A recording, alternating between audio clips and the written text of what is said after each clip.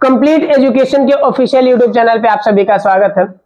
Bihar board वर्ग 10 अथवा आप कह सकते हैं एनसीईआरटी वर्ग 10 के लिए जो विज्ञान का एक बहुत ही महत्वपूर्ण चैप्टर है आनुवांशिकता तथा जैव विकास। अगर आप साइंस के तीनों सब्जेक्ट यानी कि फिजिक्स, केमिस्ट्री और बायोलॉजी अलग अलग पढ़ते हैं तो आपको बायोलॉजी में देखने को मिलेगा। यदि आप एनसीईआरटी का किताब पढ़ते हैं तो एनसीईआरटी में शायद ये चैप्टर नंबर 9 या 8 है। इसके बारे में हम लोग विस्तार से आज पढ़ने वाले हैं। आनुवांशिकता क्या होती है, कहाँ से ये शब्द आया, किसने इसके बारे में सर्वप्रथम अपना रिसर्च वगैरह किया, प्रयोग किया, किसने ज्ञान दिया, कहाँ से कहाँ तक हम पहुंचे हैं, जैव विकास क्या चीजें होती हैं, संपूर्ण चीजें आज के हम इस क्लास में विस्तार में पढ़ने वाले हैं। तो आप लोग को कहीं नहीं जाना है, स्क्रीन के सामने बैठे रहना है और सिर्फ चुपचाप करके देखना है। यकीन से आप सभी टॉपिक्स को, सभी इसमें जितने भी बिंदु हैं, सभी बिंदु को अच्छे से समझ पाएंगे और आपके सभी एग्जाम्स के लिए बहुत ही उपयोगी है। अभी तो आप बोर्ड एग्जाम की प्रिपरेशन कर रहे हैं तो बोर्ड एग्जाम में से इसमें से काफी क्वेश्चंस पूछता है, ऑब्जेक्टिव में इसमें भर भर के इसमें से प्रश्न पूछता है। डार्विन का सिद्धांत, लेमार्क का सिद्धांत, बहुत सारी चीजें पढ़ेंगे। मेंडल का क्या प्रयोग रहा था, मेंडल के नियम क्या थे, कौन से प्रयोग करके मेंडल ने अपने नियम बनाए थे, क्या क्या चीजें देखी थी उन्होंने, अपने प्रयोग के लिए उन्होंने मटर का पौधा चुना था तो मटर का पौधा ही क्यों चुना था। बहुत सारी चीजें इसमें आप लोग देखने वाले हैं जो आगे आपके आगामी परीक्षाओं के लिए भी बहुत ज्यादा महत्वपूर्ण है। यदि आप कोई कॉम्पिटेटिव एग्जाम की तैयारी करेंगे 10th के बाद, उसके लिए भी बहुत अधिक महत्वपूर्ण होगा।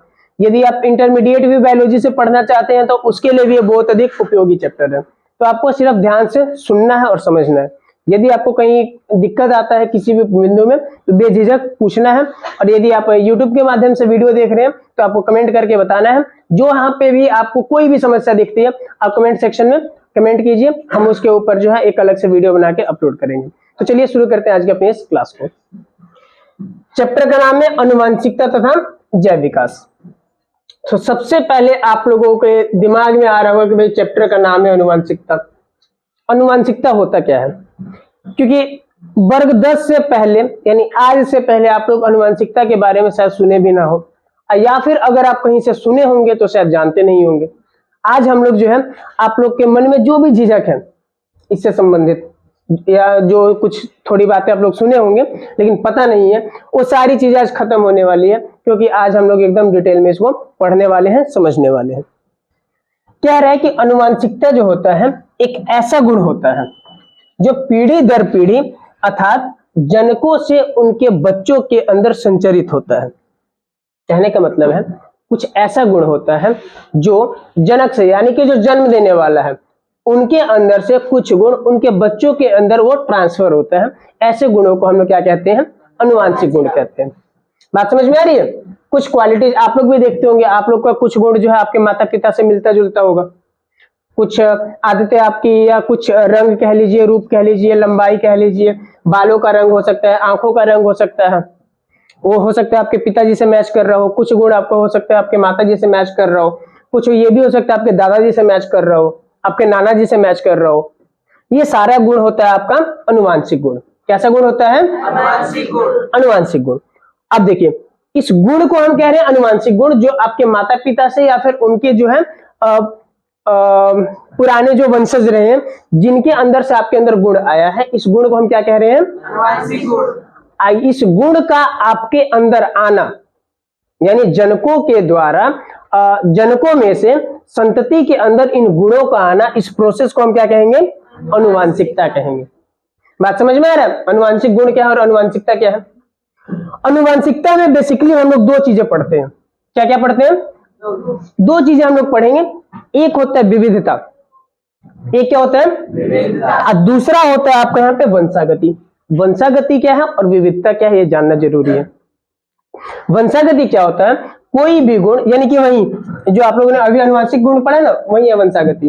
यानी कोई भी गुण एक जनरेशन से दूसरे जनरेशन में जा रहा है, एक पीढ़ी से दूसरी पीढ़ी में अगर कोई गुण जा रहा है वो आपका होता है वंशागति। अब दूसरा होता है आपका विविधता।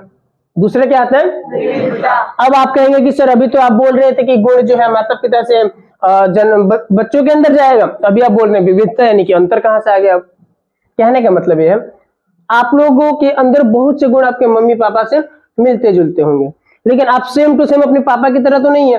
सेम टू सेम अपनी मम्मी की तरह तो नहीं है। हालांकि सभी इंसान है इस दुनिया में, आप लोग देखेंगे 7 करोड़ से ज्यादा लोग हैं, क्या सभी एक जैसे हैं? नहीं।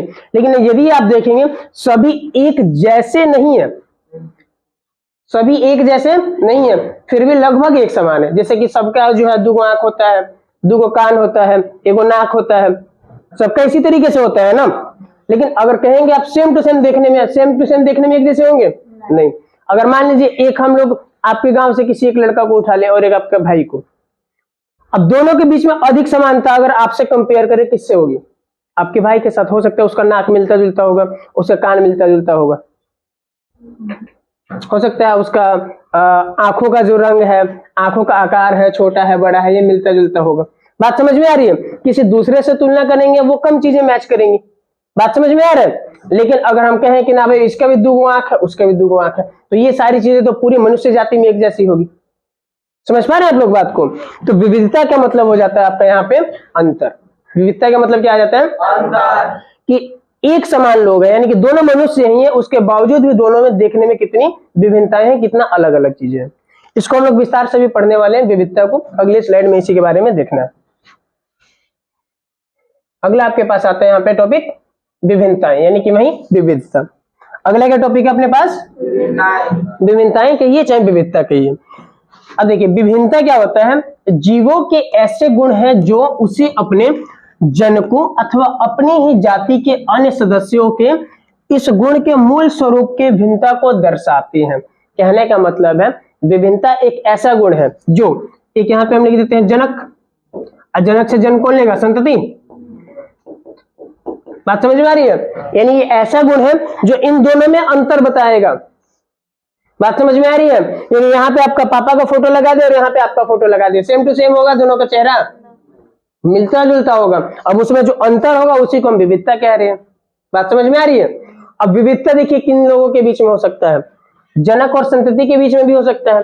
हो सकता है कि मान लीजिए आप लोग 2 भाई बहन है, यानी कि 2 संतति है, जनक एक ही है, इन दोनों के बीच में विविधता हो सकता है कि नहीं हो सकता है? एकदम जुड़े में जो एकदम शकल शुकल मैच होता है, उन लोग को छोड़ के अदर जितने भी आपको इस दुनिया में लोग दिखेंगे सबके अंदर क्या होगा?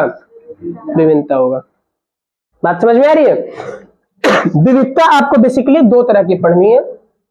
कितनी तरह की होती है? 2। एक होती है आपकी जननिक विविधता, दूसरी होती है इसको सतत और इसको असतत भी बोलते हैं। बात समझ में आ रही है? इसको जर्मिनल और इसको सोमेटिक भी बोलते हैं। खैर आगे की स्लाइड्स में हम लोग देखते हैं इसके बारे में। यहां तक किसी को दिक्कत? आगे चलते हैं। अगला टॉपिक आ रहा है हमारे पास जर्मिनल विभिन्नता, यानी कि जननिक विभिन्नता। जननिक विभिन्नता अब नाम से ही स्पष्ट होगा। देखिए आप लोगों को कैसे, नाम इससे क्या लिखा हुआ है? जननिक लिखा है कि नहीं लिखा है? जननिक देख पा रहे हैं सभी? जननिक यानी कि यहीं पे समझ में आ रहा है कुछ जनन से संबंधित है। किससे संबंधित है? जनन से। अब जनन के लिए आप लोग को पता है युग्मक आते हैं, नर से नर युग्मक, मादा से मादा युग्मक, इतना तो पता है आप लोग को। यानी कि जो जननिक कोशिका है उसी के अंदर कुछ बदलाव हो जाएगा। जो जननिक कोशिका है उसी के अंदर कुछ बदलाव हो जाएगा और उसकी वजह से जो अगली जनरेशन में जो भी परिवर्तन देखने को मिलेगा उसे हम लोग क्या कहेंगे? जननिक विभिन्नता। देखिए इसमें लिखा भी होगा ऐसी विभिन्नताएं जो जनन कोशिकाओं में होने वाले परिवर्तन के कारण होती है, उसे हम लोग क्या कहते हैं? ठीक है। ऐसी विभिन्नता एक पीढ़ी से दूसरी पीढ़ी में वंशागत होगी कि नहीं होगी? 100% होगी। कैसे कि देखिए आपके अंदर जो भी गुण आया है नर युग्मक और मादा युग्मक, यानी कि आपके माता पिता के युग्मकों से आया है, और हम इसी युग्मक में ही अगर परिवर्तन कर देंगे और परिवर्तन तो अगली जनरेशन में देखने को मिलेगा ही मिलेगा। मिलेगा कि नहीं मिलेगा? बात समझ रहे हैं ना? तो जननिक विभिन्नता क्या होती है? जो जननिक कोशिकाओं में परिवर्तन के कारण अगले जनरेशन में देखने को मिलती है। अब इसमें कौन कौन सा परिवर्तन हो सकता है? किस प्रकार के परिवर्तन हो सकते हैं? जैसे क्रोमोसोम की संख्या में परिवर्तन कर दिए, उनकी संरचना में परिवर्तन कर दिए। अब इसकी वजह से अगले जो जनरेशन बनेगा उसकी भी क्रोमोसोम की संरचना कुछ डिफरेंट होगी, है ना? उसका जो संख्या है वो भी कुछ डिफरेंट होगा। समझ पा रहे हैं बात को? अब इसकी वजह से बदलाव क्या आएगा? अब जैसे क्रोमोसोम की संख्या में अच्छा उसकी संरचना में परिवर्तन हो गया तो अगली जो जनरेशन आएगी अब हो सकता है उसकी लंबाई कुछ डिफरेंट आ जाए उसके माता पिता से, उसकी त्वचा का रंग डिफरेंट आ जाए उसके माता पिता से, बालों का रंग डिफरेंट आ जाए, आंखों के जो ये अंदर जो होता है ना पुतलियां, इसका रंग डिफरेंट आ जाए। बात समझ में आ रही है? तो कई प्रकार की विभिन्नताएं आपको देखने को यहाँ पे मिल सकती है। कोई दिक्कत है यहाँ पे? अगला आता है हमारे पास कायिक विभिन्नता। अगला कौन सा टॉपिक है? ये भी बहुत ज्यादा आसान है। कायिक का अदर नाम हम बताए थे आप लोग को असतत विभिन्नता। क्या बताए थे? असतत विभिन्नता। इंग्लिश में इसको हम लोग क्या बोलते हैं? Somatic variance. सोमैटिक वेरिएंस या वेरिएशन। अब इसमें देखिए, अब इसमें जो परिवर्तन आता है ये जननिक कोशिका से संबंधित नहीं है, ये जननिक कोशिका से संबंधित नहीं है। अब बाहरी किसी अन्य कारणों की वजह से माता पिता में मान लीजिए कोई परिवर्तन आ गया, तो वो जो भी परिवर्तन है वो अगली जनरेशन में नहीं जा पाएगा। बात समझ पा रहे हैं? कहे से कि आप लोग को पता है, अभी थोड़ी देर पहले ही बताए थे कि जो भी गुण आता है युग्मकों से आता है। जब युग्मकों में कुछ परिवर्तन होगा तब ना अगली जनरेशन में जाएगा। जो बाहरी तरीके से जो परिवर्तन आ रहा है वो अगली जनरेशन में जाएगा? नहीं जाएगा। तो ऐसे परिवर्तन को हम क्या कहेंगे? असतत विभिन्नताएं। देखिए इसमें क्या लिखा है, ऐसे विभिन्नताएं क्रोमोसोम में जीन के गुण में परिवर्तन के कारण नहीं होती है, अतः एक पीढ़ी से दूसरी पीढ़ी में वंशागत नहीं होगी। बात समझ में आ रही है? ऐसे विभिन्नताएं कई कारणों से हो सकती है, जैसे कि जलवायु का फर्क हो सकता है। जैसे कि मान लीजिए किसी ऐसे जगह पे रह रहे हैं जहाँ पे तापमान बहुत अधिक है और एकदम जो है उनका रंग एकदम करिया हो गया, एकदम करिया। अब धूप अधिक है, त्वचा का रंग जलने लगेगा धीरे धीरे। अब जो उसका अगला जनरेशन आएगा उससे उसको कोई फर्क नहीं पड़ेगा। रीजन क्या है? उनकी जो जननिक कोशिकाएं हैं, जो युग्मक है, उसमें कभी कोई परिवर्तन नहीं आया है। लेकिन अगर किसी कारण से, जैसे कि रेडियो एक्टिव जो एलिमेंट्स होते हैं, रेडियो एक्टिव समझते हैं, केमिस्ट्री में आप लोग पढ़े होंगे। अब किसी ऐसे क्षेत्र में रह रहे हैं तो उससे क्या होता है, क्रोमोसोम में परिवर्तन आने लग जाता है। जैसे कि नागासाकी और हिरोशिमा का आप लोग नाम वगैरह सुने होंगे, वहां पे परमाणु बम फोड़ा गया था। अब उसकी वजह से अब तक वहां के बच्चे अपंग पैदा होते हैं। रीजन क्या है? क्रोमोसोम में ही वहां पे क्या हो जाता है, डिफरेंट आने लग जाता है, वेरिएशन आने लग जाता है। इसकी वजह से जो बच्चा जन्म लेता है, जन्म होते ही वो लूला लंगड़ा होता है। बात समझ में आ रहा है? क्योंकि वहां पे क्या हो रहा है, बंद कर दीजिए, बाहर से शोर आ रहा है। इसकी वजह से होता क्या है कि जब क्रोमोसोम में परिवर्तन आ गया, जब क्रोमोसोम में परिवर्तन आ जाएगा, जननी कोशिका में परिवर्तन आ जाएगा, तो अगली जनरेशन में वो देखने को आपको मिलेगा। लेकिन अगर सिर्फ बाहरी परिवर्तन अगर दिख रहा है तो उससे कोई जननी कोशिकाओं पे फर्क नहीं पड़ेगा और वो अगली जनरेशन में ट्रांसफर नहीं होगा। तो इस प्रकार की विभिन्नता को हम क्या कहेंगे? क्या बोलेंगे?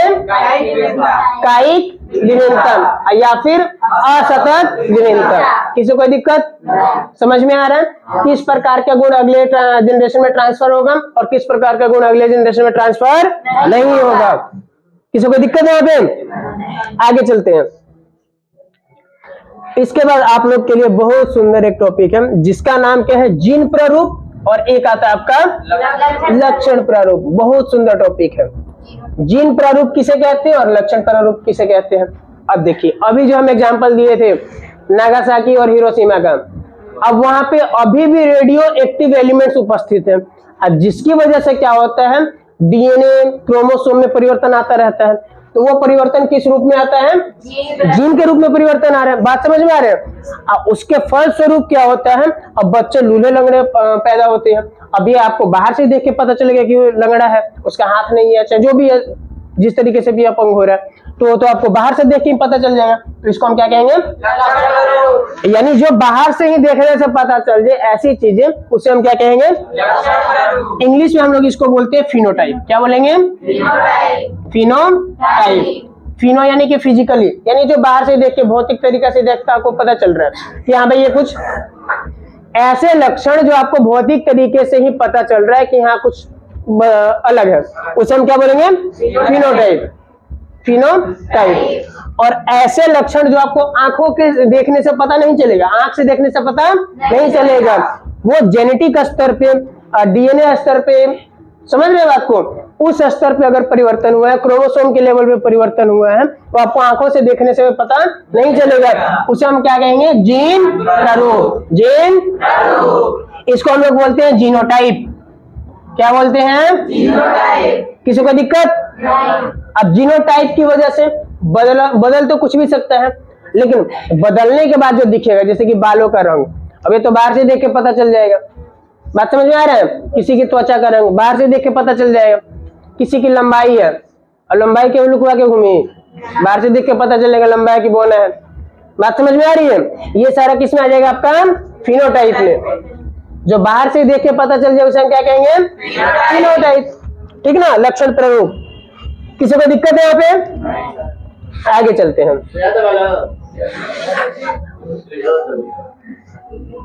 बहुत आसान है, हालांकि आप लोगों ने इससे पहले कभी पढ़ा नहीं है, लेकिन आपका ये फर्स्ट एंड लास्ट टाइम एकदम बेस्ट होगा। लास्ट इसलिए बोल रहे हैं, बहुत सारे बच्चों का अभी से हम देख रहे हैं झुकाव आर्ट्स की तरफ है। 10th की तरफ, आर्ट्स की तरफ निकलना है, तो इसलिए हम बोले प्रथम एंड फर्स्ट एंड लास्ट।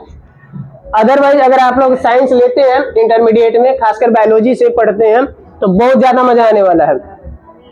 ठीक ना? अब देखिए, आप लोग के पास है कारक, विशेषक और एलील। ये 3 चीजें आपको पढ़नी है, जिसका आगे काम आएगा। अभी इससे ज्यादा कुछ लेना देना नहीं है, लेकिन आगे इनसे जुड़े हुए हमें बहुत सारे टॉपिक पढ़ना है। सबसे पहले आता है कारक। सबसे पहले क्या आता है? कारक को इंग्लिश में बोलते हैं फैक्टर। क्या बोलते हैं? फैक्टर। क्या बोलते हैं? फैक्टर क्या करता है? किसी भी लक्षण को, किसी भी लक्षण समझते हैं, कैरेक्टर, एक जनरेशन से दूसरे जनरेशन में ले जाने के लिए कारक से ही होता है। यानी कि किसी भी गुण को एक जनरेशन से दूसरी जनरेशन, तो जो कारक होता है किसी भी लक्षण को एक जनरेशन से दूसरे जनरेशन में ले जाने का काम करता है। लक्षण जैसे कि, अब लक्षण क्या है भाई यहाँ पे? लक्षण यानी कि भौतिक रूप से दिखने वाला चीज, भौतिक दिखने वाला, जैसे कि किसी की लंबाई हो गया। बार बार इसीलिए एग्जांपल ही ले रहे हैं ताकि आप लोग इसको कोरिलेट कर सके। ये चीजें आप लोग आसपास अपने देखते होंगे, किसी का रंग हो गया, लंबाई हो गया, ये सारी चीजें।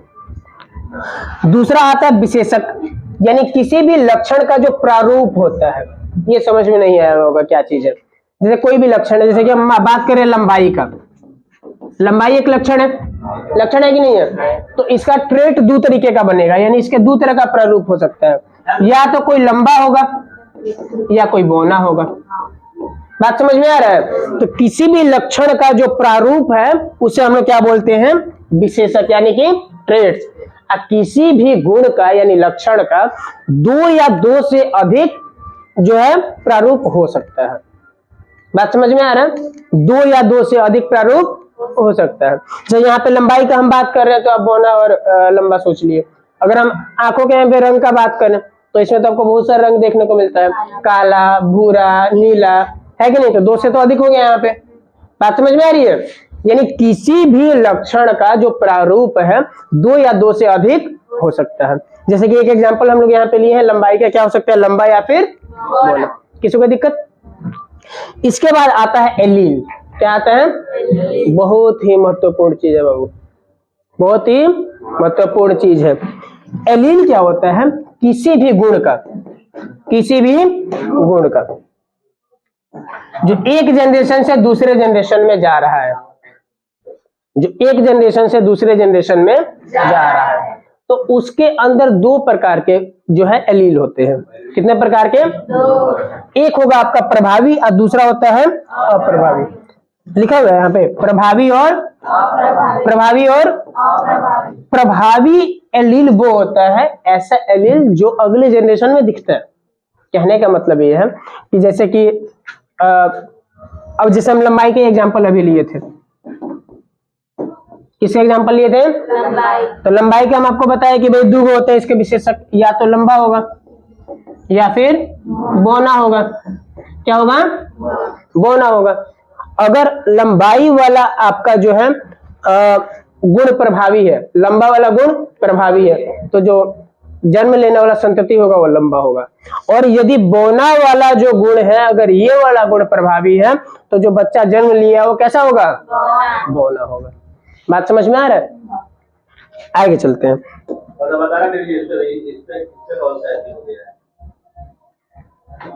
के बारे में बताइए। वो इससे जुड़ा हुआ नहीं है, वो हार्मोन्स वाले में था।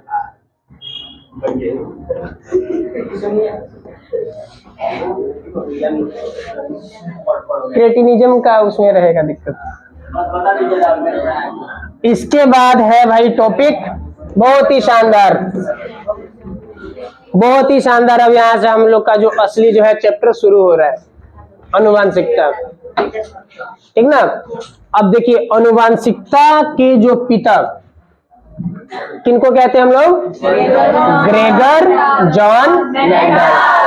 ग्रेगर जॉन शॉर्ट फॉर्म में लिख देता है जी.जे.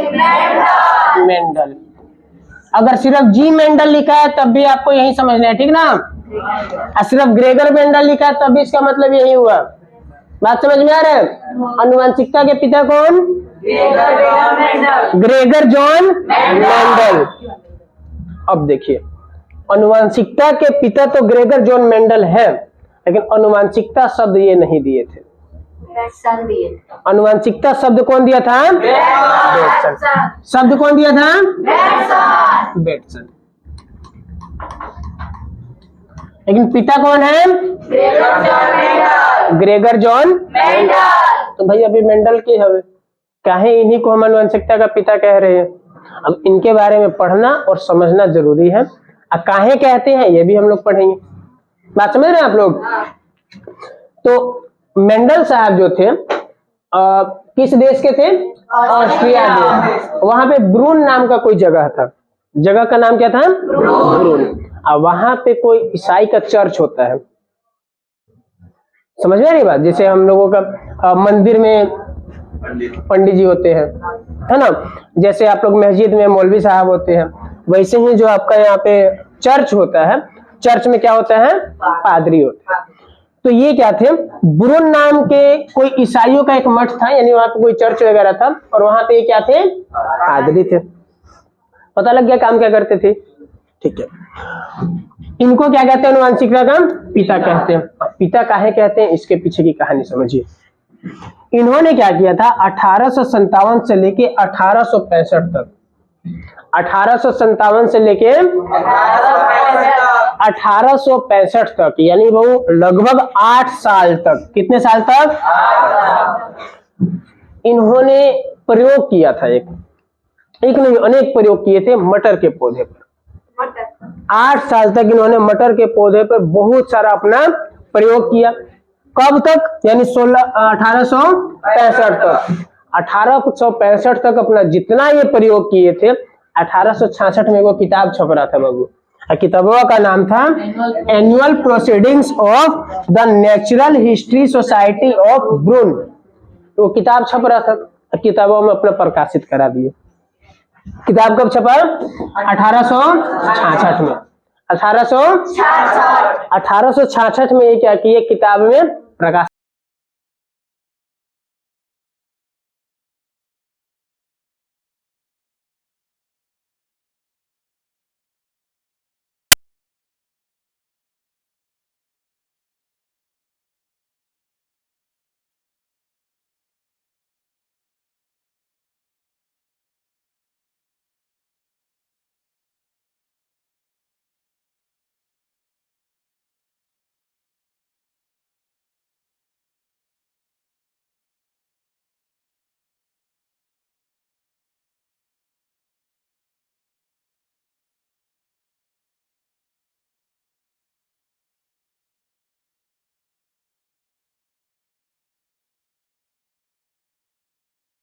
कॉपी पे कॉपी, किताब पे किताब लिख रहे हैं। बाद में किसी बाबू तारा से पहले लिख के गोल बड़े, उसमें जब मिलाया गया तो सब का सब बाबू क्या हुआ? मैचिंग मिला कि हाँ मेंडल साहब जो भी अपना लिखे थे 1866 में, सब का सब बात क्या है? सही है। तब इनकी बात को वैज्ञानिक मान्यता मिली। बात समझ में आ रही है? तो इनके खोज को वैज्ञानिक मान्यता कब मिली? 1900 ईस्वी में। क्वेश्चन पूछता है बाबू, इतना सारा कहानी फ्री में नहीं सुने हैं, 1 नंबर का क्वेश्चन बनता है यहाँ से। उनके खोज को वैज्ञानिक मान्यता कब मिली? 1900 ईस्वी में। इनके मरने के नहीं, इनके रिसर्च के कितने साल बाद? 34 साल बाद। यानी अगर कोई अच्छा आप काम कर रहे हैं ना, तो जरूरी नहीं है आज ही रिजल्ट देखने को मिले, मुगल के बाद लोग याद करी। समझ रहे बाबू? अभी अपना काम वाम करके अपना प्रकाशित करा दिया, सब पगला पगला कहने लग गया इनको, सब क्या कुछ बोलता है। अब बताइए उसके 34 साल बाद लोगों को समझ में आया कि नहीं वो जीनियस आदमी थे जो ये काम करके चले गए। तब इनको कह दिया कि भाई अनुवांशिकता के पिता ही यही है, इन्होंने ही सब किया है। बात समझ रहे हैं?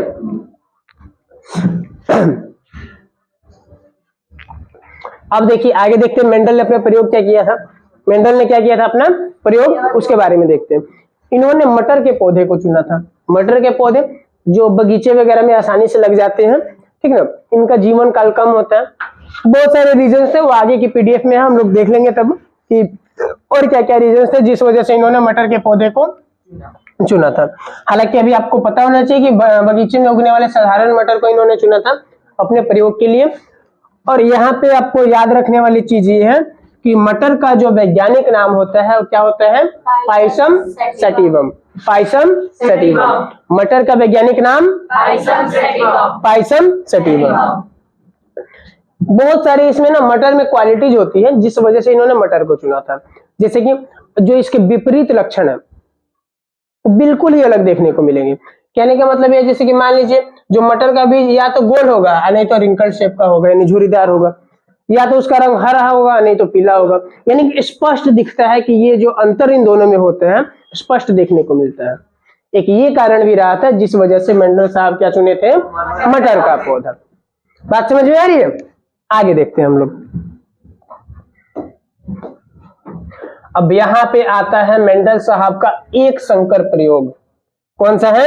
एक संकर प्रयोग। एक संकर क्रॉस भी कहते हैं इसको, एक संकर क्रॉस।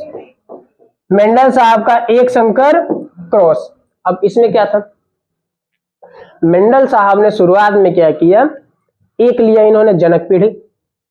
जनक पीढ़ी समझते हैं? जिनसे इन्होंने क्रॉसिंग करा के इनकी संतति करवाई, यानी कि जनन करवाया इनके बीच में। यानी कि स्टार्टिंग के जो जनक लिए जिनसे संतति इनको जन्म कराना था, जिससे इन्होंने जनन कराना था, उस पीढ़ी को हम लोग क्या बोलेंगे?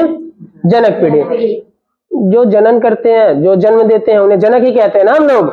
तो सबसे पहले हम लोग देखते हैं जनक पीढ़ी। जनक पीढ़ी में इन्होंने लिया दो प्रकार के मटर। एक लिया जो एकदम शुद्ध लंबे थे। कैसे थे? शुद्ध लंबे, शुद्ध लंबा। बात समझ में आ रही है? तो शुद्ध लंबा का विशेषक यानी ट्रेड्स क्या होगा? Capital T, capital T. अच्छा एक चीज और आप लोग को बता देते हैं, आप जेनेटिक्स में जो भी चीजें पढ़िएगा तो जो भी प्रभावी गुण पढ़िएगा उसको बड़का एबीसीडी से दर्शाया जाता है। जो भी गुण आप पढ़िएगा, और जो अप्रभावी गुण होता है उसको छोटका एबीसीडी से दर्शाया जाता है। बात समझ रहे हैं? जो भी प्रभावी गुण आप पढ़ेंगे उसे हम किससे दर्शाएंगे? बड़ी वाली एबीसीडी से, कैपिटल, है ना। और जो भी आपका अप्रभावी गुण होगा वो स्मॉल अल्फाबेट्स, ठीक है? हाँ, छोटे वाला साइज। तो आप देखिए जो शुद्ध लंबा जो है इसका ट्रेड क्या बनेगा? Capital T. और दूसरा इन्होंने लिया शुद्ध बौना। दूसरा क्या लिए? शुद्ध बौना। शुद्ध बौना। तो इसमें अब क्या होगा? Small T, small T. क्या दिक्कत? अब अगले इसके बाद क्या हुआ? इन ट्रेड्स का क्या बनवाया गया? युग्मक। क्या बना? पढ़ चुके ना आप लोग जनन में? पहले युग्मक होते हैं, युग्मक दोनों संयुक्त होंगे तब जाके युग्मनज का निर्माण करेगा, यानी जाइगोट का। उसके बाद आगे का जो प्रोसेस होता है पढ़ लिए ना आप लोग? तब इसका जब युग्मक बनेगा तो इसका देखिए कैपिटल टी और यहाँ पे कैपिटल टी, इसका क्या बनेगा? स्मॉल टी और स्मॉल टी। बनेगा कि नहीं बनेगा? बन गया। अब इसके बाद देखिए, अब इसका हम लोग युग्मनज का निर्माण करवाते हैं कि एक ये वाला टी और एक ये वाला टी। क्या बन जाएगा? कैपिटल टी और स्मॉल टी। एक ये वाला टी और एक यही वाला टी कर देते हैं यहाँ पे, कैपिटल टी और एक ये वाला टी। देखिए अब ये वाला टी और यहाँ 3 बार हो गया क्या? अच्छा ये पहले यहीं पे हो गया था, एक सेकेंड, इसको मिटाना ही पड़ेगा। इसको लेके चलते हैं हम लोग यहाँ पे और यहाँ पे। अब ठीक है, कैपिटल टी और एक ये वाला और एक ये वाला, कैपिटल टी और स्मॉल टी। बात समझ में आ रहा है? तो मेंडल साहब ने जब पहला जनरेशन इसका देखा, यानी इन्होंने अपने प्रयोग का जो पहला जनरेशन देखा मटर के पौधे का, इन्होंने क्या लिया था? एक शुद्ध लंबा पौधा और एक शुद्ध बौना पौधा। दोनों के युग्मक बने और दोनों ने क्या किया, अपना जनन, यानी कि अपने युग्मक जो भी आगे अगले ट्रेड से मिले। और पहला जो इन्होंने अपना जनरेशन देखा इन पौधों का, उसमें इन्होंने देखा कि भाई इनके पास तो प्रभावी गुण भी है और अप्रभावी गुण भी है, प्रभावी गुण भी है और चारों में आ रहा है कि नहीं आ रहा है, दोनों गुण है, लेकिन जो पौधा है उसमें सिर्फ प्रभावी गुण सामने दिख रहा है, यानी कि चारों के चारों पौधे कैसे हुए, लंबे हुए, चारों के चारों लंबे हुए। बात समझ में आ रही है। फिर उन्होंने कहा कि चलो ठीक है भाई, अब एक तो हम लोग देख लिया अपना, अब इसमें अब दोबारा से करके देखते हैं, यानी कि अब जो हमारा रिजल्ट आया है फर्स्ट जनरेशन का, अब उन्हीं के बीच में क्रॉस करा के देखते हैं और देखते हैं अब क्या प्राप्त होता है। तो आप लोग यहाँ पे दिख रहे हैं सब में कैपिटल टी और स्मॉल टी, यही आया रिजल्ट। अब अगला देखिएगा, अब अगली बार इन्होंने लिया कैपिटल टी और स्मॉल टी, और दूसरा जिससे क्रॉस कराए वो भी लिए कैपिटल टी और स्मॉल टी, इसका युग्मक बना देते हैं कैपिटल टी और स्मॉल टी, इसका भी बना देते हैं कैपिटल टी और स्मॉल टी। कैपिटल टी और कैपिटल टी मिलेगा तो दोनों कैपिटल टी आएगा, कैपिटल टी और स्मॉल टी, ये वाला ठीक रहेगा, कैपिटल टी और स्मॉल टी, फिर तो वहीं ले लिया, और ये वाला स्मॉल टी और स्मॉल टी। दिख रहा है सबको कैसे बन रहा है, सबको समझ में आ रहा है, समझ में आ रहा है सबको ये वाला। तो ये इनका आया था F2 जनरेशन, ये क्या है F2 जनरेशन। ध्यान दीजिएगा, जनक पीढ़ी शुद्ध पौधे हैं दोनों में, बोना या लंबा।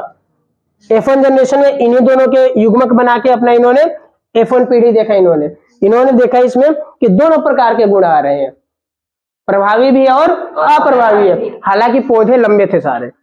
बात समझ में आ रहा है। फिर इन्होंने कहा कि भाई अब इसी को उठाते हैं और इसी का आपस में क्रॉस करा के देखते हैं। फिर इन्होंने क्या किया, कैपिटल टी स्मॉल टी और कैपिटल टी और स्मॉल टी, इस प्रकार उनको ये रिजल्ट देखने को मिला। समझ में आ रहा है।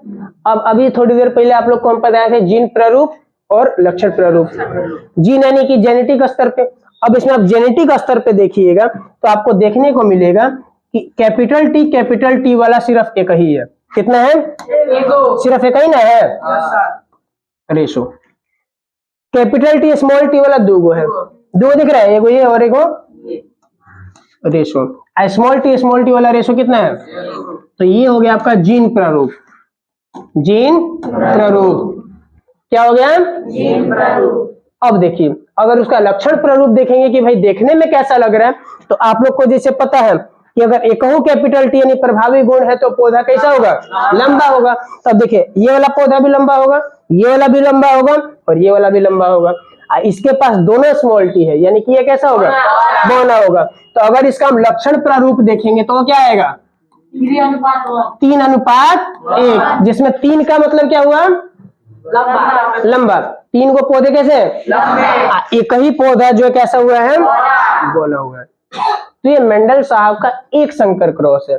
एक संकर क्रॉस इसलिए कहा जाता है क्योंकि इसमें सिर्फ एक ही लक्षण को इन्होंने पढ़ा है, इसमें सिर्फ लंबाई को पढ़े है ना, इसमें सिर्फ एक लक्षण को ही पढ़े, इसलिए इसे मेंडल साहब का एक संकर क्रॉस कहा जाता है। तो एग्जाम में यदि एक संकर क्रॉस पूछता है तो आप यहीं लिख देना, कोई दिक्कत। आगे चले जाए। इसमें इन्होंने पहले सबसे पहले जनक पीढ़ी आपको बता दी है क्या था ऊपर, उसके बाद F1 पीढ़ी भी बता दी और F2 पीढ़ी, यानी कि जो हम लोग कैपिटल टी स्मॉल टी लेके और कैपिटल टी स्मॉल टी लेके जो जनरेशन बनाए थे, इसको हम क्या बोलेंगे, F2 पीढ़ी, यानी सेकंड जनरेशन हो गया ना। जनक पीढ़ी के बाद ये सेकंड जनरेशन हो गया ना, ठीक है। इसके बाद देखते हैं मेंडल साहब का जो 2 संकर प्रयोग था। नहीं, इसके बारे में थोड़ा सा और कुछ लिखा हुआ है यहाँ पे, इसको देख लीजिए फिर आगे देखते हैं। कह रहे हैं संकर नस्ल। संकर नस्ल क्या होता है, क्या कह रहे हैं, संकर नस्ल। तो अभी हम लोगों ने देखा जिसमें प्रभावी और अप्रभावी दोनों गुण एक साथ आ रहा था, कैपिटल टी और स्मॉल टी, यानी दोनों है ना, हाइब्रिड है ना, इसमें प्रभावी भी और अप्रभावी है। तो ऐसे हम लोग नस्लों को क्या कहेंगे, संकर नस्ल। क्या कहेंगे, संकर नस्ल। संकर नस्ल समझ में आ रहा है, जिसमें प्रभावी गुण भी और अप्रभावी गुण दोनों एक साथ आ रहे हैं उसे हम क्या कहेंगे, संकर नस्ल। और जिसमें सिर्फ एक ही प्रकार का, या तो कैपिटल टी है या स्मॉल टी, इसे हम क्या कहेंगे, शुद्ध नस्ल। शुद्ध है ना बिल्कुल, इसमें कोई मिलावट है बाबू, दोनों कैपिटल है या दोनों स्मॉल है, उसे हम लोग क्या कहेंगे? शुद्ध।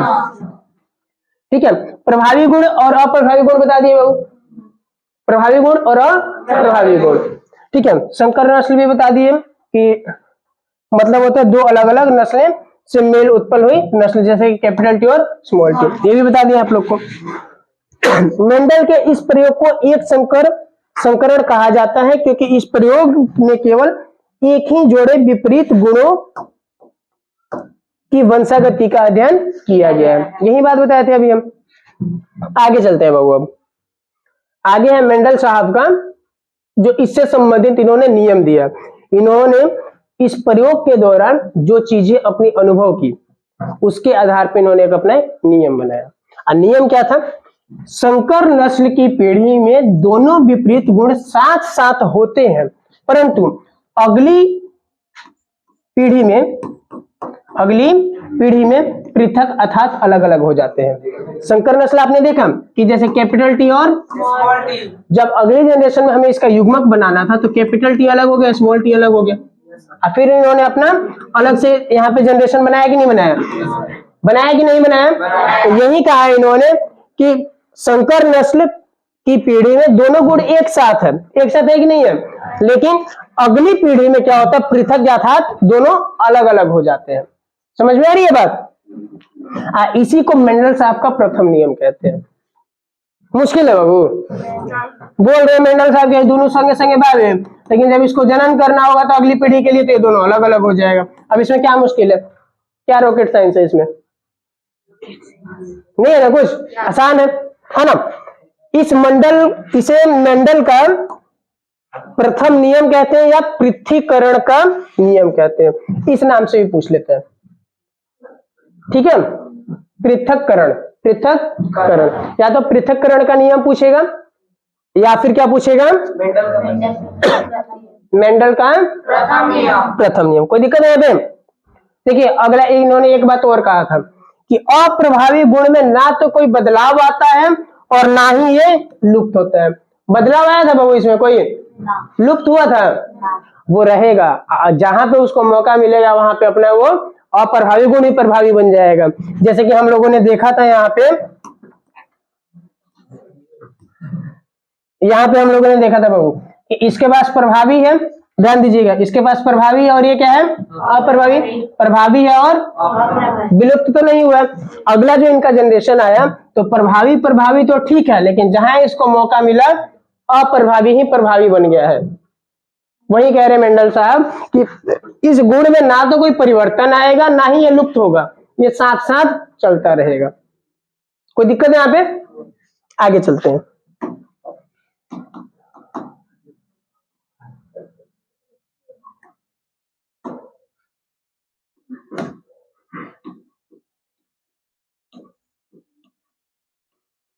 इसके बाद आता है मेंडल साहब का एक और प्रयोग, जिसका नाम क्या है? इसका क्या नाम है? इसमें इन्होंने मेंडल साहब ने दो विपरीत गुण को एक साथ अध्ययन किया था। दो विपरीत गुणों को एक साथ, जब एक विपरीत गुण को एक साथ मतलब अध्ययन किए थे उसे एक संकर कहे थे, तो इसका क्या नाम हो जाएगा?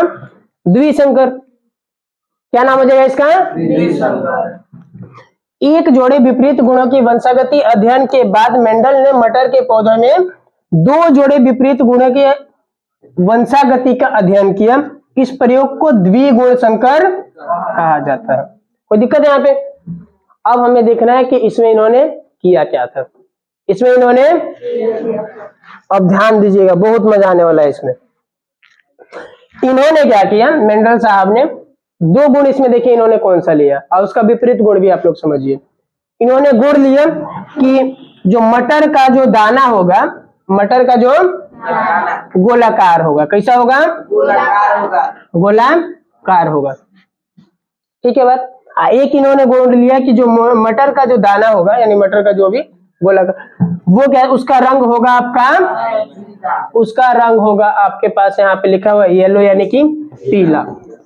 इन्होंने प्रभावी गुण में लिया कि गोलाकार होगा और पीला होगा, गोलाकार होगा और पीला।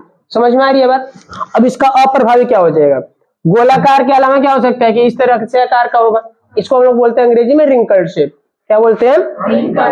हिंदी में इसको लिखते हैं झुर्रीदार। क्या लिखेंगे? झुर्रीदार।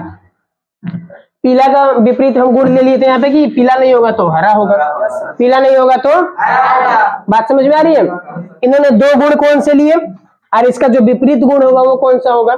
अब इन्होंने इस पे अपना अध्ययन करना शुरू किया। अब देखिए बाबू, गोलाकार को हम लोग आर लिख सकते हैं कि नहीं लिख सकते हैं? आर मतलब राउंड, आर मतलब जो गोलाकार नहीं होगा उसको स्मॉल आर लिखेंगे कि नहीं लिखेंगे? लिखेंगे। जो पीले रंग का होगा पीले को वाई लिख सकते हैं कि नहीं लिख सकते हैं? लिख सकते हैं। और जो पीले रंग का नहीं होगा उसे स्मॉल वाई लिख सकते हैं कि नहीं लिख सकते हैं? कोई दिक्कत है यहाँ पे? तो ये देखिए इनका जनक पीढ़ी, इन्होंने लिया वाई आर, यानी कि पीले रंग का था पौधा, जो बीज था कैसा था? पीले रंग का था और गोलाकार था। कैसा था? पीले रंग का और गोलाकार। एक और दूसरा उसमें लिए थे जिसमें क्या था? पीले रंग का नहीं था, यानी कि हरा रंग का था, और दूसरा के उसमें गुण था झुर्रीदार था। दोनों चीज समझ में आ रहा है?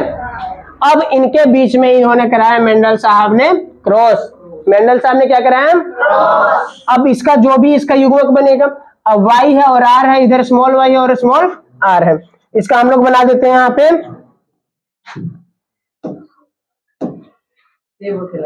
कोई बात नहीं बाबू, हम लोग भी बना देते हैं इसका, जैसे कि वाई है और आर है, स्मॉल वाई और स्मॉल आर है, तो इसका युग्मक क्या बनेगा? इसका वाई अलग हो जाएगा, आर अलग, ये स्मॉल वाई अलग और स्मॉल आर, यही बनेगा। अब आगे देखिए, ये इसके साथ जुड़ेगा, बात समझ में आ रहा है? ठीक है। और अगले में क्या होगा? ये इसके साथ जुड़ जाएगा, ये इसके साथ जुड़ेगा, और ये क्या होगा? एक इधर जुड़ जाएगा। देखिए ध्यान से, इधर नहीं जाना नहीं है कहीं आप लोग को, और बाय मिस्टेक क्लिक हुआ उधर। देखिए यहाँ पे Y R small Y small R. अगला जनरेशन इन्होंने क्या बना दिया? इन दोनों को मिला के ही बना दिया यहाँ पे कि कैपिटल वाई, उसके बाद लिख देंगे स्मॉल वाई, कैपिटल आर और स्मॉल आर। ध्यान से देखिए इसको, capital Y small Y, capital R और कैपिटल वाला कौन सा प्रभावी गुण है और स्मॉल वाला? तो इसमें देखिएगा आपकी दोनों का ही प्रभावी गुण भी आ रहा है और अप्रभावी गुण भी आ रहा है। तो अब देखने में कैसे लगेगा? जब जीन इसके पास प्रभावी का भी है और अप्रभावी का भी है, ये देखने में कैसा लगेगा? प्रभावी लगेगा ना बाबू। अगर प्रभावी वाला उसके पास गुण है, प्रभावी वाला अगर उसके पास गुण है तो कैसा लगेगा? देखने में प्रभावी जैसा ही लगेगा, लक्षण प्रारूप उसका कैसा रहेगा? प्रभावी के जैसा ही होगा, लेकिन उसका जीन प्रारूप में तो अंतर है। बात समझ रहे हैं? अब देखिए इसका जो फर्स्ट जनरेशन बना वो क्या बना? Capital Y small Y capital R और स्मॉल आर। इसका जो अगला जनरेशन ये लेके चले, अगला जनरेशन, समझ रहे हैं बात को? अगला जनरेशन यहाँ पे देखिए क्या बन जाएगा, ये कैपिटल वाई और कैपिटल वाई और कैपिटल आर ही है। अगला क्या ले लिए? दूसरा क्या इसमें स्थिति बन सकता है? इसको ना आप लोग कौन समझाते हैं? ठीक है, इधर आ जाइए आप लोग।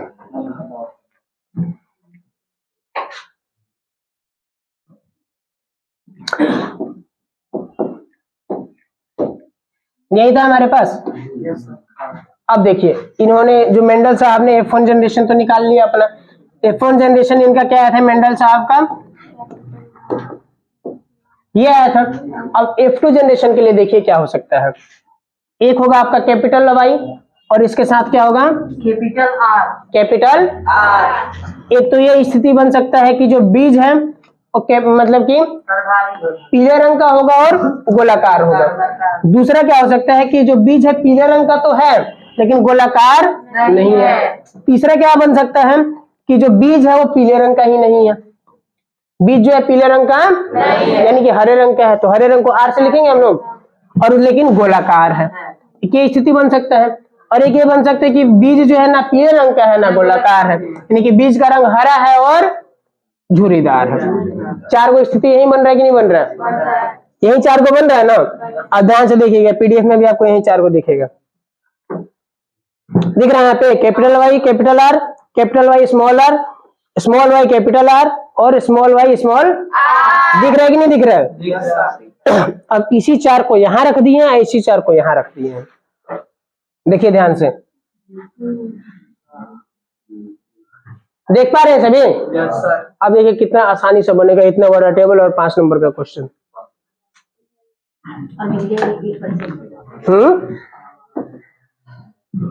देखिए रटिएगा तो अब नहीं समझ में आएगा, तो रटना नहीं है इसको।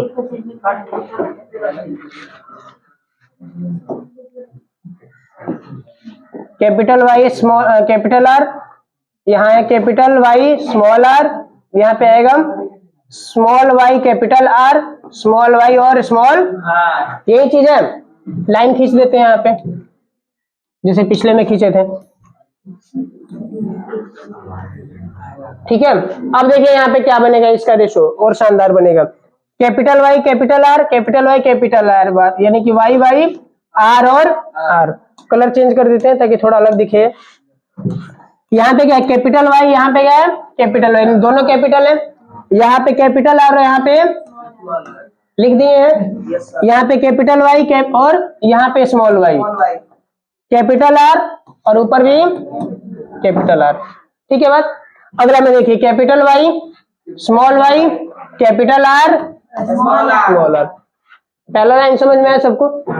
अब यहां से इसको उठा लेते हैं और इधर से अब ऐसे ही है, कैपिटल वाई और कैपिटल वाई, कैपिटल आर और स्मॉल आर, कैपिटल वाई और कैपिटल वाई, स्मॉल आर और। अब ये बताइए बीज कैसा होगा देखने में? कैपिटल वाई पीले रंग का तो होगा, लेकिन कैसा होगा? झुर्रीदार होगा। यहीं पे पहला कलर चेंज दिख रहा है कि नहीं दिख रहा है? गुण में बदलाव दिख रहा है कि नहीं दिख रहा है? आगे देखिए अभी कैपिटल वाई और स्मॉल वाई, कैपिटल आर और, कोई दिक्कत नहीं है। अगला देखिए कैपिटल वाई इधर से, यहां से स्मॉल वाई, यहां से स्मॉल आर और स्मॉल आर, फिर से वही बीज जो है पीले रंग का तो होगा लेकिन झुर्रीदार होगा। समझ में आ रही है बात? अगला देखिए स्मॉल वाई है, यहाँ कैपिटल वाई है, दोनों का आर जो है कैपिटल है। अगला में देखिए यहाँ पे कैपिटल वाई है, यहाँ स्मॉल वाई है, और यहाँ पे आर जो है कैपिटल है और वहां पे स्मॉल है। यहाँ पे ध्यान दीजिएगा दोनों ही वाई जो है छोटे हैं, यानी कि बीज कैसा होगा? हरे रंग का। बीज कैसा होगा? और यहाँ पे आर जो है बड़ा है और यहाँ पे भी आर, यानी इस बीज, ये बीज देखने में कैसा लगेगा आपको? गोलाकार होगा, लेकिन बाबू हरे रंग का होगा। बात समझ में आ रहा है? कोई दिक्कत नहीं, जब तक चल रहा है चलने दीजिए। इसके बाद इसके आगे देखिएगा स्मॉल वाई और कैपिटल आर और स्मॉल आर। अगला जनरेशन देखिए capital Y small Y capital R और स्मॉल आर। इसको ध्यान से देखिए कैपिटल वाई स्मॉल आर और इधर भी स्मॉल, यानी बीज कैसा होगा? पीले रंग का होगा लेकिन झुर्रीदार होगा। बहुत सुंदर। अगला जनरेशन देखिए यहाँ पे, अगला क्या हमारे पास आउटकम आता है? वो स्मॉल वाई कैपिटल आर और स्मॉल आर। लास्ट वाला रिजल्ट देखिए अब क्या बनने वाला है? दोनों ही स्मॉल वाई और दोनों ही स्मॉल आर। यही रिजल्ट निकला था किसका? मेंडल साहब का भी, और हम लोग भी यही रिजल्ट निकाल दिए हैं।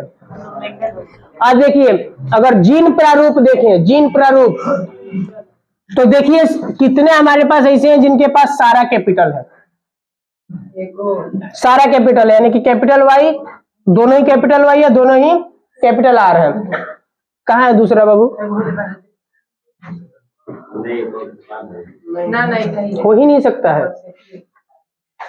बात समझ रहे हैं? इसका रेशो रहा 1, इसका रेशो क्या रहा? 1। अब देखिए हमें अब उठाना है कि कितने जो है जिनके पास क्या है, एटलीस्ट एक कैपिटल वाई है और एक कैपिटल आर है। 1 2 3 4, ये कैसे हो रहेगा बाबू? अच्छा बड़ा ही है, नहीं 5 के बाद 6 7, ये नहीं होगा बाबू, ये भी नहीं होगा, 7 8 9 आना चाहिए। एक 8 आ रहा है, दोबारा से गिनिए जरा। 1 2 3, ठीक है बात। इसमें गिनिए 1 4 5, 5 के बाद इधर आ जाएगा अपने पास 6 7, 7 के बाद ये नहीं होगा, उसके बाद नहीं होगा। कैपिटल और कैपिटल आर नहीं है, कैपिटल वाई नहीं है ऊपर से। यहाँ पे 8 आ रहा है हमारे पास, 7 1 8, चलिए हम लोग 8 ही लिखेंगे। 8 आ रहा है हमारे पास, देखते हैं एक मिस्टेक कहीं पे हो रहा होगा हम लोग से। अच्छा, इसके बाद हमें क्या ढूंढना है कि दोनों छोटे छोटे हैं, नहीं और इसका बनेगा कि अब जिसका बीज, एक मिनट रुकिए, जिसका बीज जो है गोलाकार तो है लेकिन वो हरे रंग का नहीं है। अरे हरे रंग का है, क्या दिख रहा है जिन प्रारूप में, देखिए 1 ratio 2 ratio 2 ratio 4 ratio 1 ratio 2 ratio, ये देखिए कैसे बनाया हुआ है। इसमें बता देते हैं इसका क्या बनाया हुआ है। सबसे पहले इन्होंने लिया है जिन, देखिएगा पहले कि पहले लक्षण देखिएगा, लक्षण ठीक रहेगा। पहले लक्षण देख लिए, लक्षण रूप में हम लोग 9 रेशो 3 रेशो 3 रेशो 1 आना चाहिए। एक तो आपको पता है यही वाला आएगा, एक आपको पता है कि यही वाला आएगा। और 9 वाला कौन सा होगा, जो बिल्कुल कैसा होगा आपका देखने में, पीले रंग का होगा और गोलाकार होगा, पीला होगा और पीला और एक है दे बाबू, 1 2 3। अच्छा हाँ, ये वाला भी तो हम छोड़ दिए थे उसमें हो जाएगा 9, ठीक ना। 4, उसके बाद 5, उसके बाद 6, उसके बाद 7, उसके बाद 8, उसके बाद इधर आ गया बाबू 9, आ गया हमारे पास 9। देखने में कैसा होगा, गोलाकार होगा और पीले रंग का होगा। अब हमें ढूंढना है कि बाबू गोलाकार तो होगा लेकिन पीले रंग का नहीं होगा, हरा होगा। तो गोलाकार खातिर हमें कैपिटल आर खोजना है। गोलाकार खातिर क्या खोजना है, खोजिए जरा। गोलाकार ये नहीं है, ये भी नहीं है, ये वाला गोलाकार तो है लेकिन स्मॉल वाई है, यानी कि हरे रंग का। एक ये हो जाएगा, ये वाला हो जाएगा 2 गो, आइए को ये वाला हो जाएगा। कितना आ रहा है बाबू, ये 3 गो आ रहा है कि नहीं आ रहा है, यानी कि एक ये था, एक ये था और एक ये था। अब हमें क्या देखना है, अब हमें देखना है कि पीले रंग का तो है लेकिन कैसा है, झुरीदार है। तो एगो वाई बड़ा ढूंढना है, बाकी आर छोटा रहेगा। एगो ये हो जाएगा हमारे पास 1, और देखिए 2 को किधर दिख रहा है आपको, हम रंग थोड़ा बदल क्या नहीं चल रहा है। एक ये आ जाएगा अपने पास 1, और एक अपने पास किधर है इसमें के 2, एक ये वाला आ जाएगा बाबू अपने पास 2, एक ही हो जाएगा अपने पास 2। एक और किधर है बाबू, ये वाला, हाँ पीला जोड़ीदार। ये भी कितना हो जाएगा बाबू अपने पास, एक आखिरी आउटकम बचा है बाबू, वो क्या हो जाएगा, ये सब जोड़ के देखिएगा कितना आ रहा है, 16 गो आ रहा है। और 4 गो इधर है, 4 गो इधर, जब इनका हम क्रॉस कराएंगे तो 16 ही गो ना हमको रिजल्ट मिलेगा। तो 16 आ रहा है हमारे पास टोटल, 9 3 12 3 15 1 16, यानी कि हमारा रिजल्ट जो है कैसा आया है, ठीक आया है। और ये क्या है, इसका लक्षण प्रारूप है। अब हम इसका निकालेंगे कौन सा, जीन प्रारूप। देखिए करना कुछ नहीं है, आपको कुछ निकालना नहीं है, जो आप लोग रिजल्ट निकाले हैं ना यहाँ पे, इसी को सेपरेट करके लिख देना है। अब जैसे कि इस वाले में देखिए, इसका जीन प्रारूप जब हम लोग देखेंगे तो सबसे पहले हमें ढूंढना है कि सारा वाई वाई हो और सारा आर आर हो। ऐसा सिर्फ एक ही मिल सकता है आपको, बात समझ में आ रहा है। अगला आपको कह रहा है कि ये तो दोनों वाई होने चाहिए, वाई जो है दोनों बड़े होने चाहिए और आर कम से कम एक छोटा होना चाहिए, अरे आर कम से कम एक बड़ा होना चाहिए। ऐसा देखिए कितना मिलेगा आपको, कितना मिलेगा आपको, देखिए देखते हैं यहाँ पे, एगो ये वाला है, एगो एक ये वाला है ना, दोनों वाई है और आर बड़ा है, एगो आर छोटा है। तो हमारे पास कितना हो जाएगा, ये वाला 2 आया कि नहीं आया। अगला ये कह रहा है कि जो y है एगो छोटा हो सकता है, आर दोनों बड़ा चाहिए हमको। ये देखिए कितना होगा, ये 2 गो होगा, ये कितना होगा अपने पास 2 गो होगा। अगला ये कह रहा है अब देखिए अगला ये कह रहा है कि y जो है एक बड़ा एक छोटा, r भी एक बड़ा और एक छोटा। ये हमारे पास 4 को आसानी से मिल जाएगा। इसमें कितना मिल जाएगा? 4 को। अगला हमारे पास और कुछ कह रहे हैं? अगला कह रहा है कि y जो है बड़ा चाहिए दोनों, r दोनों हमको कैसे चाहिए? छोटा चाहिए। ये सिर्फ एक ही मिलेगा आपको, ठीक है। उसके बाद जो है y इसका देखेंगे हम लोग, दोनों कैसा है? छोटा है, और r एटलीस्ट एगो बड़ा है। ये भी हमारे पास कितना मिलेगा? एगो। इसके बाद हमारे पास एक बच रहा है अपना कि जो बीज है वो देखने में हरे रंग का है किंतु गोलाकार है, और उसके अंदर जो गोलाकार वाला जो उसमें विशेषक है एटलीस्ट एक r होना चाहिए। तो ऐसा भी हमको देखने को इसमें 2 को मिल जाएगा। ये वाला भी आपके पास 2 को मिल जाएगा। देखिए कहाँ कहाँ दिख रहा है आपको? एक ये आपके पास दिख रहा है यहाँ पे, एक और होगा, एक ये वाला है बाबू, ये भी कितना दिख जाएगा आपको? 2 को। और लास्ट में small y small r small r, ये आपको एक को दिख जाएगा। दिख रहा है कि नहीं दिख रहा है? तो ये था मेंडल साहब का द्विगुण संकर। मेंडल साहब का द्विगुण संकर। तो हो जाने दीजिए, इसको रोक दीजिए, कल